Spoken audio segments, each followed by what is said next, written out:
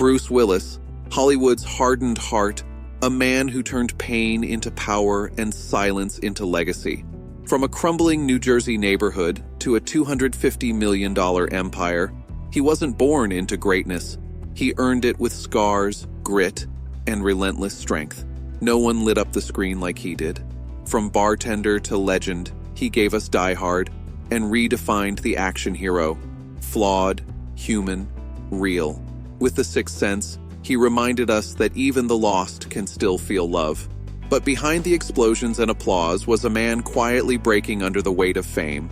His fortune came with a cost: long nights, aching bones, and moments of deep solitude.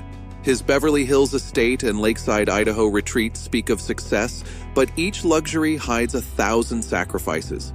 Because this isn't a story about wealth, it's about what it took to earn it. Bruce didn't just act, he endured. While the world cheered, he sometimes heard only silence.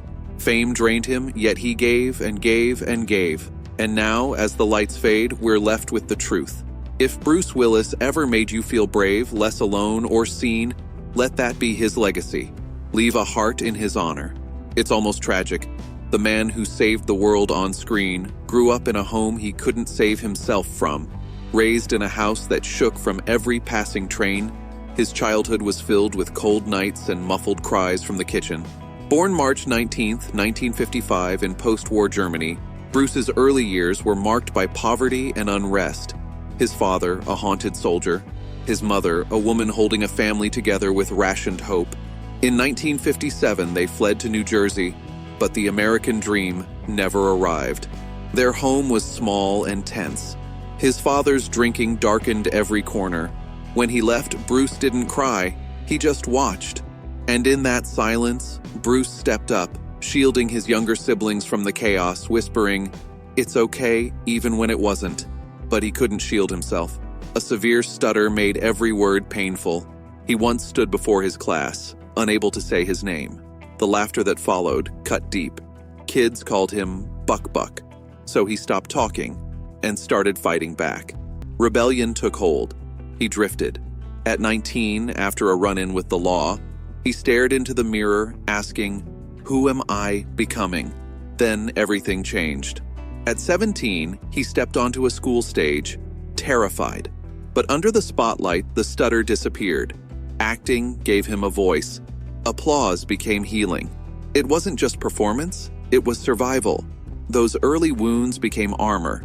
The boy who once whispered through pain began to speak for a living, and he would never stop. But dreams aren't born easy. They're forged in hunger, cold, and the grind. At 18, Bruce left college, grabbed a suitcase, and headed to New York, chasing a dream with no safety net. There, reality hit hard. Freezing winters in Hell's Kitchen, cracked walls, broken radiators. He couch-surfed, slept in his coat, and stretched cans of beans for days. "I wasn't homeless," he said, "but I could smell it." He took any job: security guard, mover, chauffeur. Most nights he bartended in dive bars filled with smoke and desperation. The city clung to him, and he to it, both refusing to let go. There were mornings Bruce stood in freezing lines for auditions that led nowhere. Snow soaked his shoes. Casting directors barely looked up, and he'd walk home with sore feet and pocket change that mocked him. But every no toughened him. "You wear rejection like armor," he later said. Behind the bar, he became Bruno, bold, funny, and full of grit. He cracked jokes, played harmonica, and gave nightly performances no one applauded, but everyone helped him survive. He didn't know it then, but those nights were rehearsals. Each bitter winter, each empty stomach, each humiliation, they didn't just break him, they built him. They forged the resilience that would one day define him. Before Bruce saved the world on screen, he had to save himself. It started not with applause, but with silence, the kind just before a storm. His storm came in 1985. In a tiny LA casting room, Bruce, unshaven, exhausted, and unknown, walked in after 3,000 others had failed. Then he spoke, and the room stopped. The role of David Addison in Moonlighting wasn't written for him. It was waiting for him. That moment changed everything. On screen, he was electric, sharp, funny, dangerous. Within months, Bruce went from bartender to Emmy winner. But success came fast, and with it, pressure. "I waited my whole life for this," he said, "and when it came, I couldn't breathe." Then, in 1988, everything exploded. Die Hard landed in his lap. A risky script, a doubted casting. Critics laughed. He wasn't built like an action hero, so he redefined one. John McClane bled, limped, and fought like it mattered. When Die Hard hit theaters, it didn't just crush the box office, it rewrote the action genre. Bruce was now a $5 million per film megastar. But fame is a double-edged sword. The 90s were a roller coaster for Bruce Willis.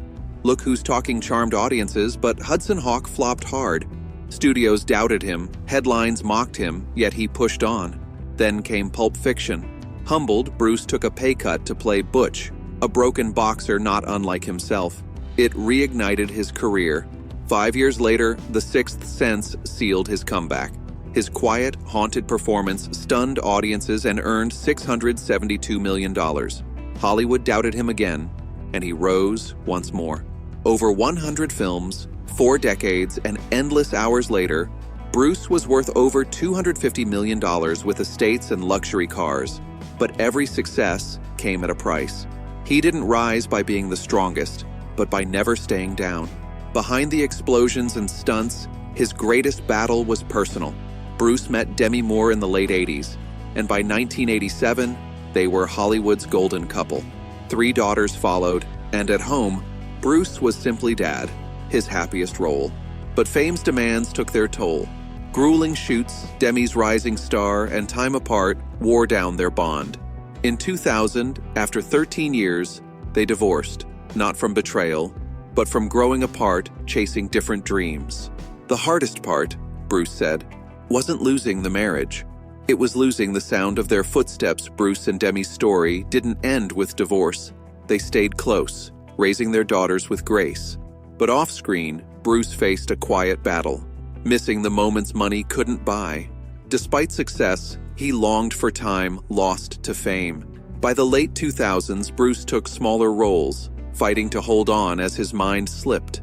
In 2022, his family revealed he had aphasia and frontotemporal dementia, diseases stealing speech and memory. His wife Emma became his advocate, surrounded by Demi and their 5 daughters. Though his world shrank, love grew. They now communicate through music, touch, and memory. "He's still here," Emma says, as moments of his old spark shine through. Bruce's wealth, sprawling estates, refined cars, reflect a man who sought serenity after years of chaos. His generosity quietly funded veterans, children's hospitals, and first responders. Now, Bruce measures life not by fame or fortune, but by love's small moments. A wife's touch, a daughter's laughter, sunlight on his face. His golden voice is silent, his body slowed, but his spirit endures. Bruce Willis taught us strength isn't muscle or money. It's endurance, grace, and love through loss. His legacy burns on, unbreakable. Make sure to hit that subscribe button and turn on the notifications so you never miss an update. Also, drop a comment below